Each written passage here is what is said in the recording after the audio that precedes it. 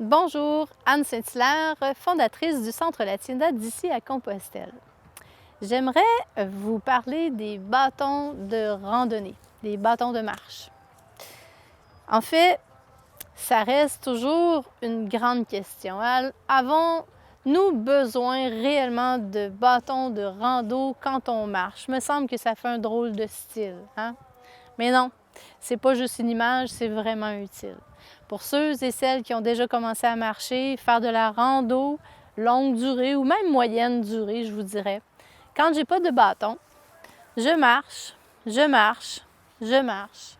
Puis là, à un moment donné, le ballon de nos mains, qu'est-ce que ça fait? Ça vient nous mettre le sang au bout et là, nos mains engourdissent. Je suis sûre que ça vous est déjà arrivé si vous marchez. Et que vos mains engourdissent, qu'est-ce que vous faites? Vous venez les mettre après vos bretelles sur le sac à dos. Et là, vous marchez. Et là, on est intelligent, hein? Le cerveau, il dit, ben là, défais ton bras parce que j'ai plus de circulation sanguine. Alors, qu'est-ce qu'on fait? On continue à marcher, on redescend. Et là, encore les mains enflées, on vient les accrocher dans nos sangles. C'est très dangereux d'avoir les mains accrochées quand on fait de la rando. On a la tête levée, par exemple, on ne voit pas la pierre, on s'enfarge, on a les mains prises, on pourrait se blesser. Alors, pour éviter d'avoir les mains enflées, première utilisation des bâtons, justement, je vais avoir mes mains à 90, mes bras plutôt, à 90 degrés constamment. Et là, c'est terminé, vous n'en aurez plus d'engourdissement dans les mains. Alors, les bâtons servent à ça. J'en profite en même temps pour vous montrer ce que nous vous suggérons, comment prendre cette dragonne. Alors, on a la grippe, on a la dragonne. On va passer la main par en dessous pour s'appuyer sur le bâton. Alors, mon bras, en plus, il se repose dans ma dragonne, sur mon bâton.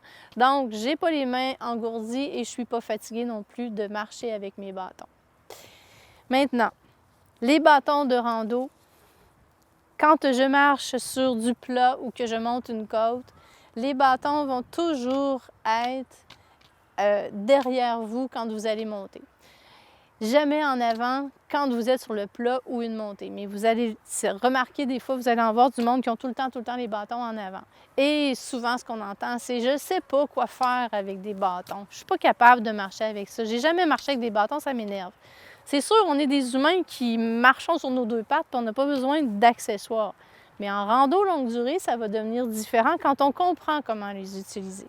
Alors, je vais les mettre en arrière et ce que ça va me permettre, c'est que ça va me permettre de me propulser, ce qui m'aide même dans ma rando, ce qui enlève énormément de fatigue.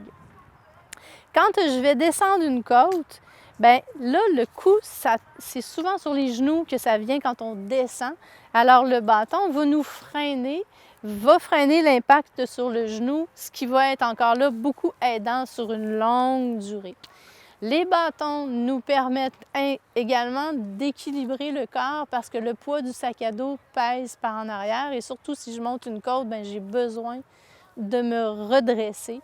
Alors, ça enlève l'engourdissement, ça enlève la fatigue, ça nous fait avancer longtemps et ça nous permet en même temps, c'est un point super important, de s'émerveiller.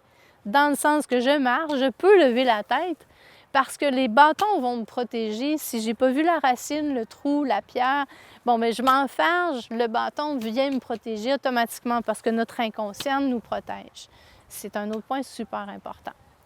Quand je vais monter ou quand je vais marcher dans des sentiers, on va avoir ce qu'on appelle nos pointes de bâton. Les pointes, c'est super important pour bien s'agripper dans le sol. Je veux pousser, je veux me propulser, je veux me freiner. Mais quand on va arriver sur l'asphalte, surtout si vous faites des sentiers comme les chemins de Saint-Jacques-de-Compostelle, par exemple, qui nous font passer de ville en village, dans des rues. Alors, si je n'ai pas ces embouts-là, ce que ça fait, c'est toc, toc, toc. Imaginez le nombre de tocs que les habitants vont entendre. Mais pas juste les habitants, les autres pèlerins aussi qui vous entourent. Ça m'est déjà arrivé de laisser passer 15 minutes un groupe parce que là, à un moment donné, ça fait vraiment trop de bruit. Alors, les embouts sont super importants. Par contre, quand vous arrivez dans le sentier, vous devez les enlever, vous les mettez dans vos petites pochettes de côté et là, ça va vous permettre d'agripper. Si vous les laissez, ce que ça peut faire, ça peut devenir l'inverse, c'est que ça va glisser et là, vous pourriez tomber. Alors, c'est important dans les sentiers sans embouts, sur l'asphalte avec les embouts. Et on va prendre nos bâtons avec la dragonne.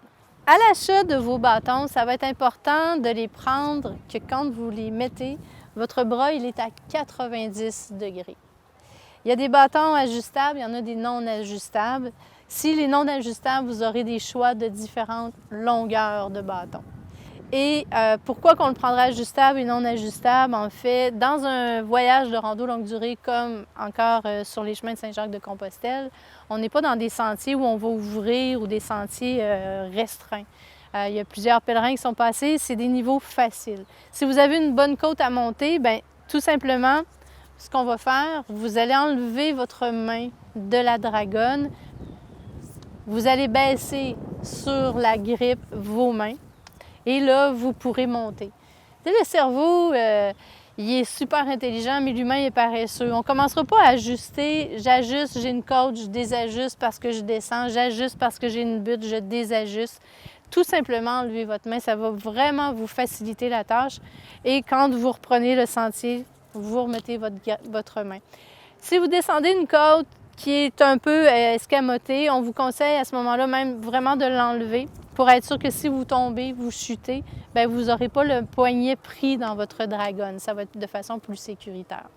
Alors voilà, on a 2 bâtons parce qu'on a 2 côtés, en même temps 2 mains, 2 côtés à protéger, 90 degrés, des embouts, le plus léger possible évidemment vos bâtons parce que s'ils sont lourds, vous ne voudrez pas les apporter, vous allez dire « Ah, ça ne me tente pas ».